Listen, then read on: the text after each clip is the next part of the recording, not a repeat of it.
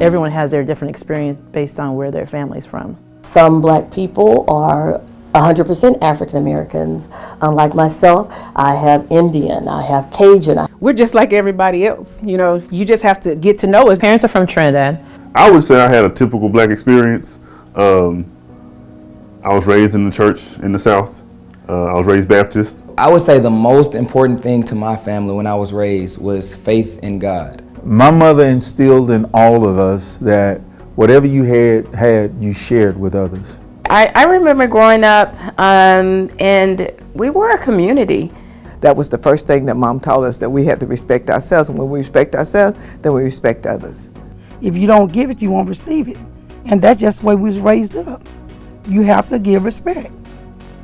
I even give it to the children on the buses. When I ask, I say, sir or ma'am, you know, I give them respect. And if they get out of hand, I still give them respect. Took care of one another. We watched out for one another. I've always felt like I'm standing on their shoulders when I'm doing what I'm doing now, in terms of personally as well as professionally. I think of gatherings with family. I have 47 first cousins. 47 first cousins. And so, and we spent a lot of time together. It's a bunch of us. I love the way we celebrate family. We got together every Sunday after church at my great-grandmother's house in the country. We had dinner, we played kickball, we played games, card games. Talk, we laugh, we share old stories. And this is a way that we're able to verbally train up our younger children in our family so that they'll know the history of things. So when my family gets together, we also play Pacino, and sometimes it gets a little loud at the dining room table where we play, but we have a lot of fun. Family reunions. In Huntsville, here in Huntsville, so we just do like one big day, like on a Saturday. We make like a fish fry or something like that on a Friday night, but then on Saturday, it's where all the family gets together. We have different t-shirts like with a nickname on the back, but then the front will have like the O'Brien family or it's the O'Brien thing or something like that, just to kind of reconnect with everybody. Play music and dance and mingle and catch up, and we meet new babies. There's always new babies. All of our families will be people that I probably didn't even know that were my cousins, that were my relatives, and we would come together, have a picnic. But the biggest thing is during that time, other than kind of having a testimonial period and praying, what they would also do is talk about the oral tradition of our family and where we came from. Family means a lot to me. Education. And still to this day, if I'm not doing anything in my office, I've been called weird for this, but I will do just straight math. My mother valued education. My great-grandmother was an educator. My mother's an educator. My aunt's an educator. My sister's an educator. Education runs in my family, so we value education. My mom was an educator. She taught homemaking in Bryan College Station. She went to Prairie View A&M. Because of the time period, Prairie View was the only school that she could attend. So she obtained her bachelor's and master's degree at Prairie View. Like for my family, my older cousin, he's 46, he was the first to graduate. And he set a trend. Now we have 15, 16 people in our family that has graduated college. I had 2 Pythagorean theorem problems on my door. The kid was in 2nd grade. And what's that, Mr. Oberman? What's that? That's a Pythagorean theorem. And they said, what's that? Well, it's an equation dealing with angles and like where a tree will fall and everything like that. Oh, can we work on one? I said, yeah, for sure, no problem at all. You know, they was still a foreign language to them, but like just to expose that child and open up their mind, that's what made me poke my chest out a little bit more, because they're asking questions on things that they've never seen before at a young age. My dad grew up in a little town, Faraday, Louisiana, got a scholarship to Southern University, Baton Rouge, Louisiana, on a basketball scholarship. He went to play with the Harlem Globetrotters. He played there a couple of years and came back and finished his degree, and even played baseball in the old Negro League in Canada. He was an awesome man. Everybody in my town to this day loved him, and I always wanted to be the educator my dad is. I went to Scott Johnson Elementary, and I was a little bit too young. By the time I got to Scott Johnson, he was a little bit older, but he used to come to Scott Johnson and actually meet with the students in his older age because he could not stay away from the education. My mother, who's a teacher for 30 years in the Wilma Hutchins Independent School District, as well as retiring from the Dallas Independent School District. So they taught my brother and I the value and the importance of education. I was taught to be fair and equitable. One of the reasons I became an educator is because I believe that fair and equitable education leads to more equitable implications for our society. Since I was a little girl, my grandmother would make a German chocolate cake just for me on Christmas, so that became a tradition for us. And then when she passed away, I took it on for myself, so every Christmas now, I make a German chocolate cake for my family. She did drop biscuit. You never had a drop biscuit where you make them and drop them in the pan? Put them in, oh man, they also melt in your mouth. She doesn't know how to cook for 1 or 2 people. She always feels like she's cooking for an army, and it's a spread. It's a Thanksgiving dinner every Sunday. My mom, she loves to cook soul food. You know, we like fast food sometimes, but she likes soul food, everything from scratch. Anything my mama cooked, I loved it. We also have great barbecues. Bring on the seasoning. It's not good if you're not sneezing. So, hey, you ever had oxtails? Oxtails? What's an oxtail? Huh, I'm glad you asked. Food is a love language in our culture, and I think that really comes back from back in the day when a lot of our people or our village just didn't have a lot, but they would share it with one another. I don't know if people understand it today, but my grandmother always made something like hot water cornbread. She made that, man, and when she made that, and if she made some beans up, you didn't need the meat because the hot water cornbread made up for it. And I mean, anytime she cooked it, hey, everybody went, and it'd be amazed at how she made it work and how much it just went around. I mean, you'd be 50 kids in there and it'd still be some left over.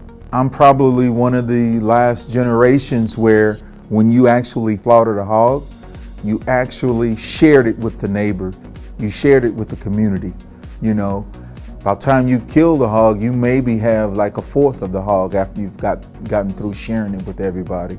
From hot water cornbread to fried chicken, mashed potatoes, greens, cornbread, corn, pinto beans, anything you can think of, it's on the table. Everybody have something to eat. The sharing of food was reciprocated. It was given back, and that way no one ever went hungry. You always had, hey, you may have not raised a cow, but you had beef. You know, it was simple stuff like that, and the whole neighborhood just functioned as one big family. Music is also big. I can remember being a small kid dancing around. Sit down, relax, listen to some jazz. It just kind of helps me think. And now as a musician, I find myself putting it all together. I'm able to play how I feel. I love to sing, especially in the church, singing spirituals. There's something about playing music that I've heard or that I'm currently listening to that just takes the stress of life away. Everywhere, you know, we go, there's music and there's dancing. The first time I saw my mom dance, I was like, what is happening here? When did you learn how to do this? After I realized that she liked to dance, then we would go dancing quite often. You know, I think I feel the greatest connection, cultural connection, when I listen to the blues, because music has power. And sometimes when you listen, you can feel, you know, what the artist is trying to convey. And sometimes they don't convey it through just the words. It's the tone of their voice, you know. So it's kind of like, it feels like it takes you back in time, and you really connect with some of those roots in the African American culture. Until poor lightning, his blues is gone. Her name was Mary. I think it's really important that we educate our youth about the African American history. What makes America the country that it is because we have so many different backgrounds. So I think everyone should be proud of where their ancestry came from. When we look back in our history, there was a lot of hardship and suffering that happened. But those people paved the way and had courage to push through and help the next generations like myself. So if it wasn't for their courage, I might not be able to be a teacher here. Or, for example, my parents would have never met each other because I come from a biracial family. From slavery to Jim Crow, I mean, we are people that just keep pushing. Black history is your history, it's my history, it's the world history. So before, in the past, we used to feel ashamed of some of those things, or we had a stigma on it, but now those things are celebrated. And so I love that about us. We're celebrating those things. I am who I am because of the bridges that were built before me. And we stand on principles to help other people. So it's that whole concept of, yes, we want freedom and equity for everyone, but not just for people of color. We want it for everyone. Everyone that is struggling, oppressed, no matter who you are. So it's that hope that we will all arrive in that promised place that Dr. King had for all of us together. Because not too many people get the chance to actually live out their dreams of being the young African American girl that they, fought for, or that people fought for them to be.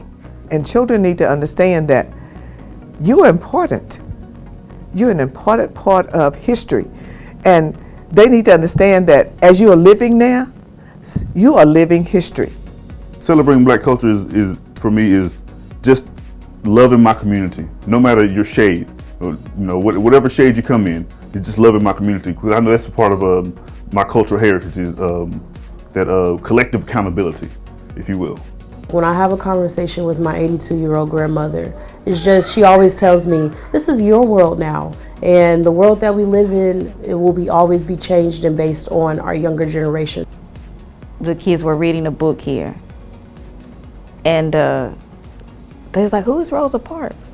I was like, well, she did this, and she sat on a bus, and, her and Martin Luther King, they did all this. They paved the way so you and the student sitting next to you could be together. And I was like, did y'all know that? Did y'all know, like, Martin Luther King and Rosa Parks, and they did this stuff so that we can unite and come to classroom together and work together and eat together, and they did all this. It's like, did you know that? And they were like, no, we didn't know that. I was like, yeah, those people did that for us so that we can be together and work together and, love one each other. So, that was one of the spotlights that they didn't know, and I was able to, explain that to them. And it wasn't just African American kids, it was all of them, white, Hispanics, and Blacks, all at one table, looking at each other they did this. I was like, yeah. And, that's why they're part of the reason I'm able to work with y'all. So that was a highlight of this year, of working with these kids over here. And that's it. You can stop.